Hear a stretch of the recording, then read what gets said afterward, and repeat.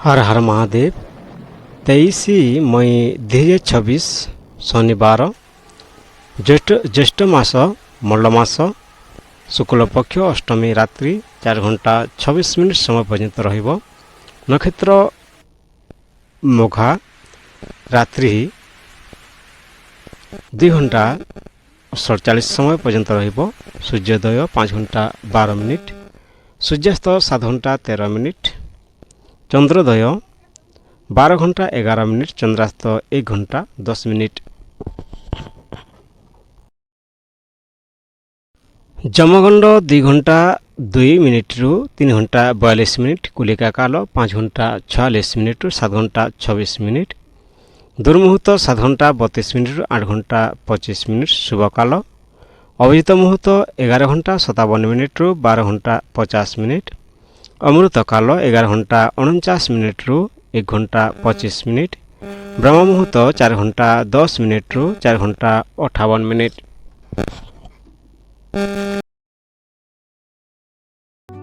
23 मई 2026 शनिवार राहु पूर्वाह्न 9 घंटा 5 मिनिट रु 10 घंटा 44 मिनिट समय पर्यंत रहिब। चंद्रमा सिंह राशि रे संचार करुछंती। मेष राशि एही समय रे शनिदेव मीन राशि रे गोचर करी आपणक मेष राशि द्वादश भाव को प्रभावित करुछंती। एहा खर्च, विदेश, मानसिक चिंता, आध्यात्मिकता और गुप्त विषय सहित संपृक्त रही। एही समय रे शनिदेव आपणकर धैर्य और श्रृंखला शिखाइबे। मेष राशि पाई शनि गोचर धैर्य और परिश्रमर परीक्षा नेबे, किंतु आध्यात्मिक जीवन अनुभव रे सफलता मिलिब।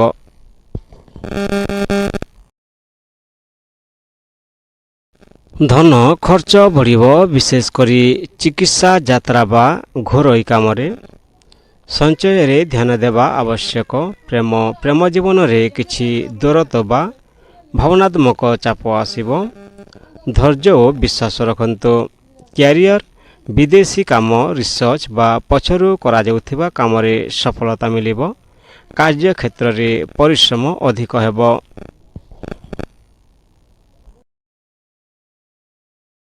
स्वास्थ्य, निद्रा अभाव, थकान बा मानसिक चाप होई पारे। योग अध्ययन करिबा उपकारी हेब। प्रतिकार, शनिवार दिने भगवान शनि को पूजा करंतु। ओं शम शनिश्चराय नमः मंत्र जप करंतु। कला तिल उदर दाली दान करंतु। सतर्कता, अनावश्यक खर्च और निराशर दूरे रुहंतु।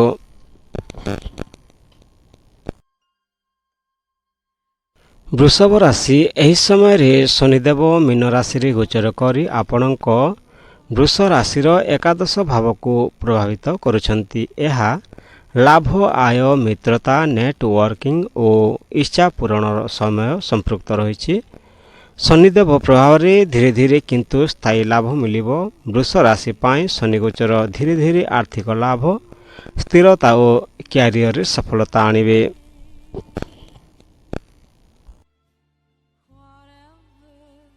धन लाभ धीरे धीरे बढ़िब। पुराणा परिश्रम फल मिलिब।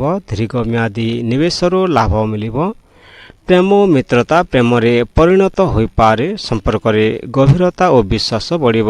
कैरियर, कार्य क्षेत्र रे नूतन संपर्क और सीनियरंक सहयोग मिलिब। धीरे धीरे पदोन्नति और स्थिर सफलता आसिब। स्वास्थ्य साधारण भल रहिब, किंतु अधिक कामर थकान होई पारे।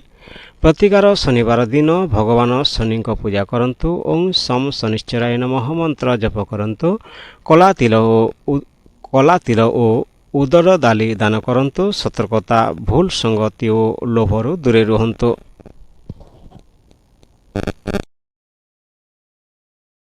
मिथुन राशि एही समय रे शनिदेव मीन राशि रे गोचर करी आपणक मिथुन राशि दशम भाव को प्रभावित करुछंती। एहा कैरियर, कर्म, पद, सम्मान और दायित्व सहित संपृक्त रही।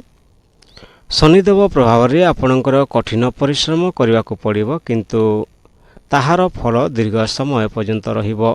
मिथुन राशि पाई ଶନି ଗୋଚର କ୍ୟାରିୟରରେ ପରିଶ୍ରମ ପରେ ବଡ଼ ସଫଳତା ମିଳିବ।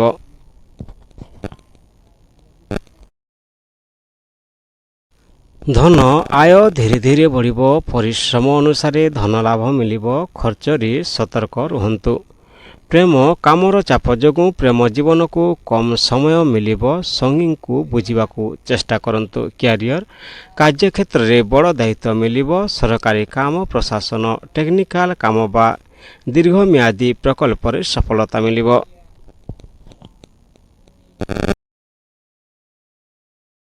ସ୍ୱାସ୍ଥ୍ୟ ଅଧିକ କାମରୁ ଥକାନ ଓ ମାନସିକ ଚାପ ହୋଇପାରେ। ବିଶ୍ରାମ ଆବଶ୍ୟକ। ପ୍ରତିକାର ଶନିବାର ଦିନେ ଭଗବାନ ଶନିଙ୍କ ପୂଜା କରନ୍ତୁ। ଓଂ ଶମ୍ ଶନିଶ୍ଚରାୟ ନମଃ ମନ୍ତ୍ର ଜପ କରନ୍ତୁ। କଳା ତିଳ ଓ ଉଦର ଡାଲି ଦାନ କରନ୍ତୁ। ସତର୍କତା, ଆଳସ୍ୟ ଓ ଅଧୈର୍ଯ୍ୟକୁ ଦୂରେ ରଖନ୍ତୁ। କର୍କଟ ରାଶି, ଏହି ସମୟରେ ଶନିଦେବ ମୀନ ରାଶିରେ ଗୋଚର କରି ଆପଣଙ୍କ କର୍କଟ ରାଶିର ନବମ ଭାବକୁ ପ୍ରଭାବିତ କରୁଛନ୍ତି। ଏହା ଭାଗ୍ୟ, ଧର୍ମ, ଉଚ୍ଚଶିକ୍ଷା, ଦୀର୍ଘଯାତ୍ରା ଓ ଗୁରୁଜନଙ୍କ ଆଶୀର୍ବାଦ ସହିତ ସମ୍ପୃକ୍ତ ରହିଛି। ଶନିଦେବ ପ୍ରଭାବରେ ଆପଣଙ୍କୁ ଧୈର୍ଯ୍ୟ ଶୃଙ୍ଖଳା ସହିତ ଆଗକୁ ବଢ଼ିବାକୁ ପଡ଼ିବ। କର୍କଟ ରାଶି ପାଇଁ ଶନି ଗୋଚର ଧୈର୍ଯ୍ୟ ଓ ପରିଶ୍ରମ ଦ୍ୱାରା ଭାଗ୍ୟ ସଫଳତା ମିଳିବ। ଧନ ଲାଭ ଧୀରେ ଧୀରେ ହେବ। ବିଦେଶ ଶିକ୍ଷା ବା ଦୀର୍ଘମିଆଦୀ ଯୋଜନାରୁ ଲାଭ ମିଳିବ। ପ୍ରେମ ଜୀବନରେ ଗଭୀରତା ବଢ଼ିବ। ସଙ୍ଗୀଙ୍କ ସହିତ ବୁଝାମଣା ରଖିବା ଆବଶ୍ୟକ। କ୍ୟାରିୟର ଉଚ୍ଚ ଶିକ୍ଷା, ସରକାରୀ କାମ, ଆଇନ ବା ବିଦେଶୀ କାର୍ଯ୍ୟରେ ଧୀରେ ଧୀରେ ସଫଳତା ମିଳିବ। ଗୁରୁଜନଙ୍କ ପରାମର୍ଶ ଉପକାରୀ ହେବ।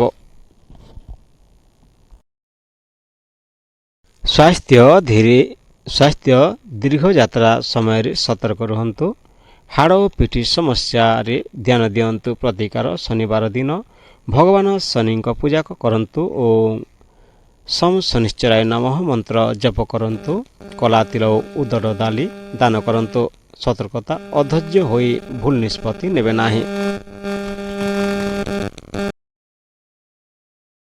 ସିଂହ ରାଶି, ଏହି ସମୟରେ ଶନିଦେବ ମୀନ ରାଶିରେ ଗୋଚର କରି ଆପଣଙ୍କ ସିଂହ ରାଶିରେ ଅଷ୍ଟମ ଭାବକୁ ପ୍ରଭାବିତ କରୁଛନ୍ତି। ଏହା ଅଚାନକ ପରିବର୍ତ୍ତନ, ଗୁପ୍ତ ବିଷୟ, ଋଣ, ଉତ୍ତରାଧିକାର ଓ ଗଭୀର ଚିନ୍ତାଧାରା ସହିତ ସମ୍ପୃକ୍ତ ରହିଛି।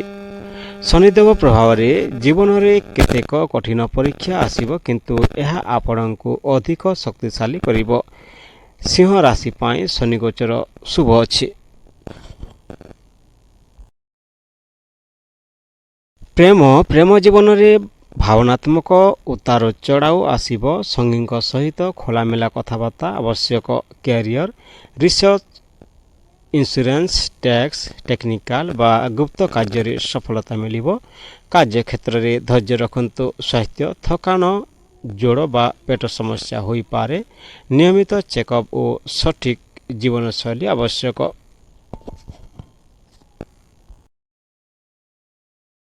ପ୍ରତିକାର ଶନିବାର ଦିନ ଭଗବାନ ଶନିଙ୍କ ପୂଜା କରନ୍ତୁ। ଓଂ ଶମ୍ ଶନିଶ୍ଚରାୟ ନମଃ ମନ୍ତ୍ର ଜପ କରନ୍ତୁ। କଳା ତିଳ ଓ ଉଦର ଡାଲି ଦାନ କରନ୍ତୁ। ସତର୍କତା, ରାଗ ଓ ଅତ୍ୟଧିକ ଚିନ୍ତାରୁ ଦୂରେ ରୁହନ୍ତୁ।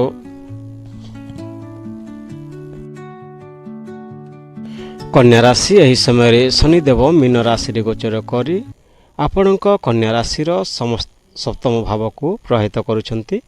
ଏହି ବିବାହ, ପାର୍ଟନରସିପ୍, ସମ୍ପର୍କ ଓ ବ୍ୟବସାୟ ସହିତ ସମ୍ପୃକ୍ତ ରହିଛି। ଶନିଦେବ ପ୍ରଭାବରେ ସମ୍ପର୍କରେ ଗଭୀରତା ଓ ଦାୟିତ୍ୱ ବଢ଼ିବ। କନ୍ୟା ରାଶି ପାଇଁ ଶନି ଗୋଚର ସମ୍ପର୍କ ଓ ବ୍ୟବସାୟରେ ଧୀରେ ଧୀରେ ସ୍ଥିର ସଫଳତା ଆଣିବ। ଧନ, ପାର୍ଟନରସିପ୍ ବା ବ୍ୟବସାୟ ମାଧ୍ୟମରେ ଧନ ଲାଭ ହେବ। ଧୀରେ ଧୀରେ ଆର୍ଥିକ ସ୍ଥିରତା ଆସିବ। ପ୍ରେମ ଓ ବିବାହ ଜୀବନରେ ଧୈର୍ଯ୍ୟ ରଖିବା ଆବଶ୍ୟକ। ସଙ୍ଗୀଙ୍କ ସହିତ ବୁଝାମଣା ବଢ଼ିଲେ ସମ୍ପର୍କ ମଜବୁତ ହେବ। କ୍ୟାରିୟର, ବ୍ୟବସାୟ, ଆଇନ, ପାର୍ଟନରସିପ୍ ବା ସେବା କ୍ଷେତ୍ରରେ ସଫଳତା ମିଳିବ। ଶନିଦେବ ଧୀରେ ଧୀରେ ସ୍ଥିର ସଫଳତା ଦେବେ।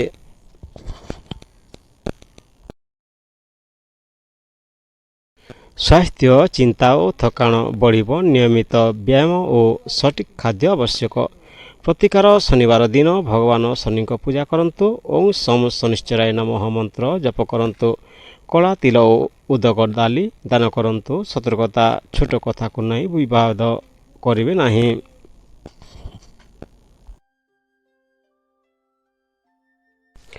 ତୁଲା ରାଶି ଏହି ସମୟରେ ଶନିଦେବ ମୀନ ରାଶିରେ ଗୋଚର କରି ଆପଣଙ୍କ ତୁଲା ରାଶିର ଷଷ୍ଠ ଭାବକୁ ପ୍ରଭାବିତ କରୁଛନ୍ତି। ଏହା ରୋଗ, ଋଣ, ଶତ୍ରୁ, ପ୍ରତିସ୍ପର୍ଦ୍ଧା ଓ ସେବା ସହିତ ସମ୍ପୃକ୍ତ ରହିଛି। ଶନିଦେବ ପ୍ରଭାବରେ ଆପଣଙ୍କୁ ପରିଶ୍ରମ ଓ ଶୃଙ୍ଖଳା ସହିତ ଆଗକୁ ବଢ଼ିବାକୁ ପଡ଼ିବ, କିନ୍ତୁ ଶେଷରେ ସଫଳତା ମିଳିବ। ତୁଲା ରାଶି ପାଇଁ ଶନି ଗୋଚର ପରିଶ୍ରମ ଦ୍ୱାରା ଶତ୍ରୁ ଉପରେ ବିଜୟ ମିଳିବ। ଧନ ଧୀରେ ଧୀରେ ଧନ ଲାଭ ହେବ। ପୁରୁଣା ଋଣ ଶୋଧ କରିବାର ସୁଯୋଗ ମିଳିବ। ଖର୍ଚ୍ଚରେ ସତର୍କ ରୁହନ୍ତୁ। ପ୍ରେମ ସମ୍ପର୍କରେ ଛୋଟ ମତଭେଦ ହୋଇପାରେ। ଧୈର୍ଯ୍ୟ ଓ ବୁଝାମଣା ରଖିଲେ ସମସ୍ୟା ଦୂର ହେବ। କ୍ୟାରିୟର, ପ୍ରତିସ୍ପର୍ଦ୍ଧାମୂଳକ କାମ, ସରକାରୀ କ୍ଷେତ୍ର ବା ସେବାମୂଳକ କାର୍ଯ୍ୟରେ ସଫଳତା ମିଳିବ। ଶତ୍ରୁ ଓ ବିରୋଧୀଙ୍କ ଉପରେ ବିଜୟ ମିଳିବ। ସ୍ୱାସ୍ଥ୍ୟ, ହାଡ଼, ଯୋଡ଼ ବା ଥକାଣ ସମ୍ପର୍କିତ ସମସ୍ୟା ହୋଇପାରେ। ନିୟମିତ ବ୍ୟାୟାମ ଓ ସଠିକ୍ ଖାଦ୍ୟ ଆବଶ୍ୟକ। ପ୍ରତିକାର ଶନିବାର ଦିନ ଭଗବାନ ଶନିଙ୍କ ପୂଜା କରନ୍ତୁ। ଓଁ ସମ୍ ଶନିଶ୍ଚରାୟ ନମଃ ମନ୍ତ୍ର ଜପ କରନ୍ତୁ। କଳା ତିଳ ଓ ଉଦର ଡାଲି ଦାନ କରନ୍ତୁ। ସତର୍କତା, ଅତ୍ୟଧିକ ଚିନ୍ତା ଓ କାମର ଚାପରୁ ଦୂରେଇ ରୁହନ୍ତୁ।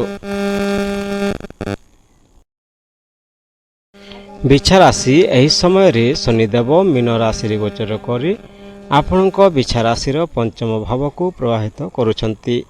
ଏହା ଶିକ୍ଷା, ସନ୍ତାନ, ପ୍ରେମ, ସୃଜନଶୀଳତା ଓ ବୁଦ୍ଧିମତ୍ତା ସହିତ ସମ୍ପୃକ୍ତ ରହିଛି।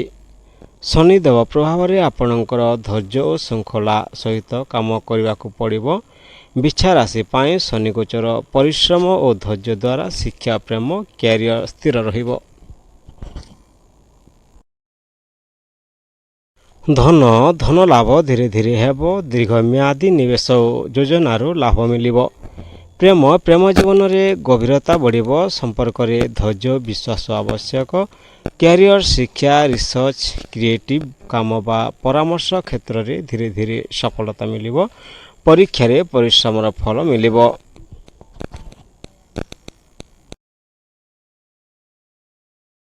ସ୍ୱାସ୍ଥ୍ୟ, ମାନସିକ ଚାପ ଓ ଅଧିକ ଚିନ୍ତା ହୋଇପାରେ। ସଠିକ୍ ଖାଦ୍ୟ, ବିଶ୍ରାମ ଆବଶ୍ୟକ। ପ୍ରତିକାର ଶନିବାର ଦିନ ଭଗବାନ ଶନିଙ୍କ ପୂଜା କରନ୍ତୁ। ଓଁ ସମ୍ ଶନିଶ୍ଚରାୟ ନମଃ ମନ୍ତ୍ର ଜପ କରନ୍ତୁ। କଳା ତିଳ ଓ ଉଦର ଡାଲି ଦାନ କରନ୍ତୁ। ସତର୍କତା, ଆତୁରତାରେ ନିଷ୍ପତ୍ତି ନେବେ ନାହିଁ। ଧନୁରାଶି ଏହି ସମୟରେ ଶନିଦେବ ମୀନ ରାଶିରେ ଗୋଚର କରି ଆପଣଙ୍କ ଧନୁରାଶିର ଚତୁର୍ଥ ଭାବକୁ ପ୍ରଭାବିତ କରୁଛନ୍ତି। ଏହା ଘର, ପରିବାର, ମାତୃସୁଖ, ଜମି ଜାଗା ଓ ମାନସିକ ଶାନ୍ତି ସହିତ ସମ୍ପୃକ୍ତ ରହିଛି। ଶନିଦେବ ପ୍ରଭାବରେ ଘରୋଇ ଦାୟିତ୍ୱ ବଢ଼ିବ ଓ ଧୈର୍ଯ୍ୟ ରଖିବା ଆବଶ୍ୟକ ହେବ। ଧନୁରାଶି ପାଇଁ ଶନି ଗୋଚର ଘର, ପରିବାର, କ୍ୟାରିୟରରେ ଧୀରେ ଧୀରେ ସ୍ଥିର ଲାଭ ମିଳିବ। ଧନ, ଜମି, ଘର ବା ଯାନବାହନ ସମ୍ପର୍କିତ କାମରେ ଧୀରେ ଧୀରେ ଲାଭ ମିଳିବ। ଅନାବଶ୍ୟକ ଖର୍ଚ୍ଚରୁ ସତର୍କ ରୁହନ୍ତୁ। ପରିବାର ଓ ପ୍ରେମ ଜୀବନରେ ଦାୟିତ୍ୱ ବଢ଼ିବ। ସଙ୍ଗୀଙ୍କ ସହିତ ଧୈର୍ଯ୍ୟ ଓ ବୁଝାମଣା ରଖନ୍ତୁ। କ୍ୟାରିୟର, ରିଅଲ୍ ଏଷ୍ଟେଟ୍, କୃଷି, ଶିକ୍ଷା ବା ଘରୁ କାମ ସମ୍ପର୍କିତ କ୍ଷେତ୍ରରେ ସ୍ଥିର ସଫଳତା ମିଳିବ। କାର୍ଯ୍ୟକ୍ଷେତ୍ରରେ ଧୀରେ ଧୀରେ ଉନ୍ନତି ହେବ।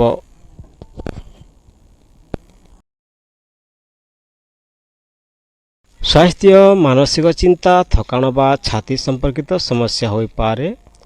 ବିଶ୍ରାମ ଓ ଯୋଗ କରିବା ଉପକାରୀ ହେବ। ପ୍ରତିକାର ଶନିବାର ଦିନ ଭଗବାନ ଶନିଙ୍କ ପୂଜା କରନ୍ତୁ। ଓଁ ସମ୍ ଶନିଶ୍ଚରାୟ ନମଃ ମନ୍ତ୍ର ଜପ କରନ୍ତୁ। କଳା ତିଳ ଓ ଉଦର ଡାଲି ଦାନ କରନ୍ତୁ। ସତର୍କତା, ଘରୋଇ ବିବାଦ ଓ ଅତ୍ୟଧିକ ଚିନ୍ତାରୁ ଦୂରେଇ ରୁହନ୍ତୁ।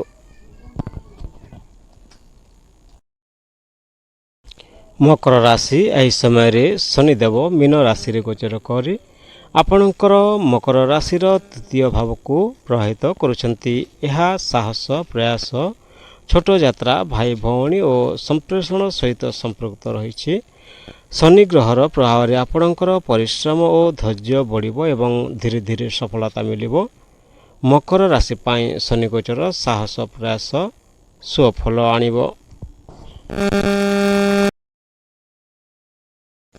ଧନ ନୂତନ ପ୍ରୟାସ ଓ ଯୋଜନାରୁ ଧନ ଲାଭ ହେବ। ଧୀରେ ଧୀରେ ଆର୍ଥିକ ସ୍ଥିରତା ବଢ଼ିବ। ପ୍ରେମ ସଙ୍ଗୀଙ୍କ ସହିତ କଥାବାର୍ତ୍ତା ଭଲ ରହିବ। ସମ୍ପର୍କରେ ବିଶ୍ୱାସ ଓ ଗଭୀରତା ବଢ଼ିବ। କ୍ୟାରିୟର ମିଡ଼ିଆ ଲେଖାଲେଖି ବ୍ୟବସାୟ ମାର୍କେଟିଂ ବା କମ୍ୟୁନିକେସନ୍ କ୍ଷେତ୍ରରେ ସଫଳତା ମିଳିବ। ଛୋଟ ଯାତ୍ରା ଲାଭଦାୟକ ହେବ।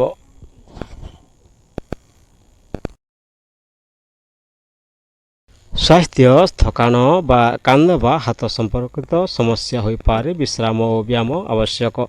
ପ୍ରତିକାର ଶନିବାର ଦିନ ଭଗବାନ ଶନିଙ୍କ ପୂଜା କରନ୍ତୁ। ଓଁ ଶନିଶ୍ଚରାୟ ନମଃ ମନ୍ତ୍ର ଜପ କରନ୍ତୁ। କଳା ତିଳ ଓ ଉଦର ଡାଲି ଦାନ କରନ୍ତୁ। ସତର୍କତା ଅଧୈର୍ଯ୍ୟ ଓ ରାଗରୁ ଦୂରେ ରୁହନ୍ତୁ। କୁମ୍ଭ ରାଶି ଏହି ସମୟରେ ଶନିଦେବ ମୀନ ରାଶିରେ ଗୋଚର କରି ଆପଣଙ୍କ କୁମ୍ଭ ରାଶିର ଦ୍ୱିତୀୟ ଭାବକୁ ପ୍ରଭାବିତ କରୁଛନ୍ତି। ଏହା ଧନ ପରିବାର କଥାବାର୍ତ୍ତା ସଞ୍ଚୟ ଓ ମୂଲ୍ୟବୋଧ ସହିତ ସମ୍ପୃକ୍ତ ରହିଛି। ଶନିଗ୍ରହ ପ୍ରଭାବରେ ଆପଣଙ୍କୁ ଆର୍ଥିକ ଓ ପାରିବାରିକ ବିଷୟରେ ଗଭୀର ଓ ଶୃଙ୍ଖଳିତ ହେବାକୁ ପଡ଼ିବ। କୁମ୍ଭ ରାଶି ପାଇଁ ଶନି ଗୋଚର ଧନ ପରିବାର କ୍ୟାରିୟରରେ ଧୀରେ ଧୀରେ ସ୍ଥିର ଲାଭ ମିଳିବ। ଧନ ଲାଭ ଧୀରେ ଧୀରେ ହେବ। ସଞ୍ଚୟ ବଢ଼ିବାର ସୁଯୋଗ ରହିଛି କିନ୍ତୁ ଅନାବଶ୍ୟକ ଖର୍ଚ୍ଚରୁ ସତର୍କ ରୁହନ୍ତୁ। ପ୍ରେମ ପରିବାର ଓ ପ୍ରେମ ଜୀବନରେ ଗଭୀରତା ବଢ଼ିବ। କଥାବାର୍ତ୍ତାରେ ସଂଯମ ରଖିବା ଆବଶ୍ୟକ। କ୍ୟାରିୟର ବ୍ୟବସାୟ ଫାଇନାନ୍ସ ଶିକ୍ଷା ବା କମ୍ୟୁନିକେସନ୍ କ୍ଷେତ୍ରରେ ଧୀରେ ଧୀରେ ସଫଳତା ମିଳିବ। ପୁରୁଣା ପରିଶ୍ରମର ଫଳ ମିଳିବ।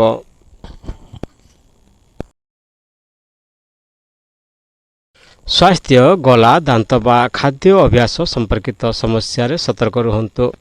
ନିୟମିତ ଜୀବନଶୈଳୀ ଆବଶ୍ୟକ। ପ୍ରତିକାର ଶନିବାର ଦିନ ଭଗବାନ ଶନିଙ୍କ ପୂଜା କରନ୍ତୁ। ଓଁ ଶନିଶ୍ଚରାୟ ନମଃ ମନ୍ତ୍ର ଜପ କରନ୍ତୁ। କଳା ତିଳ ଓ ଉଦର ଡାଲି ଦାନ କରନ୍ତୁ। ସତର୍କତା କଠୋର କଥାବାର୍ତ୍ତା ଓ ଅନାବଶ୍ୟକ ଖର୍ଚ୍ଚରୁ ଦୂରେ ରୁହନ୍ତୁ।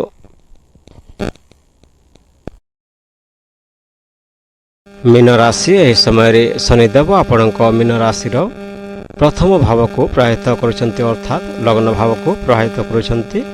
ଏହା ଆପଣଙ୍କ ବ୍ୟକ୍ତିତ୍ୱ ସ୍ୱାସ୍ଥ୍ୟ ଚିନ୍ତାଧାରା ଓ ଜୀବନ ଦିଗ ସହିତ ସମ୍ପୃକ୍ତ ରହିଛି। ଶନି ଗ୍ରହ ପ୍ରଭାବରେ ଜୀବନରେ ଗଭୀରତା ଦାୟିତ୍ୱ ଶୃଙ୍ଖଳା ବଢ଼ିବ। ଏହା 7:30ର ଆରମ୍ଭ ସମୟ ହୋଇପାରେ। ମୀନ ରାଶି ପାଇଁ ଶନି ଗୋଚର ଜୀବନରେ ଦାୟିତ୍ୱ ପରିଶ୍ରମ ବଢ଼ାଇବ।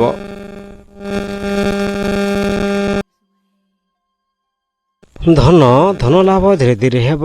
ଖର୍ଚ୍ଚରେ ନିୟନ୍ତ୍ରଣ ରଖିଲେ ସଞ୍ଚୟ ବଢ଼ିବ। ପରିଶ୍ରମ ଅନୁସାରେ ଫଳ ମିଳିବ। ପ୍ରେମ ଓ ପାରିବାରିକ ଜୀବନରେ ଗଭୀରତା ବଢ଼ିବ। ସଙ୍ଗୀଙ୍କ ସହିତ ଧୈର୍ଯ୍ୟ ବୁଝାମଣା ରଖିଲେ ଆବଶ୍ୟକ ରହିବ। କ୍ୟାରିୟର କାର୍ଯ୍ୟକ୍ଷେତ୍ରରେ ପରିଶ୍ରମ ଅଧିକ ହେବ କିନ୍ତୁ ଧୀରେ ଧୀରେ ସ୍ଥିର ସଫଳତା ମିଳିବ।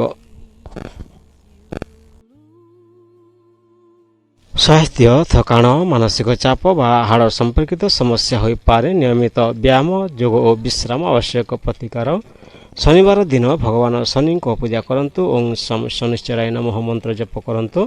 କଳା ତିଳ ଓ ଉଦକ ଡାଲି ଦାନ କରନ୍ତୁ। ସତର୍କତା ନିରାଶା ଓ ଅଧୈର୍ଯ୍ୟରୁ ଦୂରେ ରୁହନ୍ତୁ। ଭିଡ଼ିଓକୁ ଶେଷ ପର୍ଯ୍ୟନ୍ତ ଦେଖିଥିବାରୁ ଧନ୍ୟବାଦ। ହର ହର ମହାଦେବ। ବନ୍ଦେ ମାତରମ୍।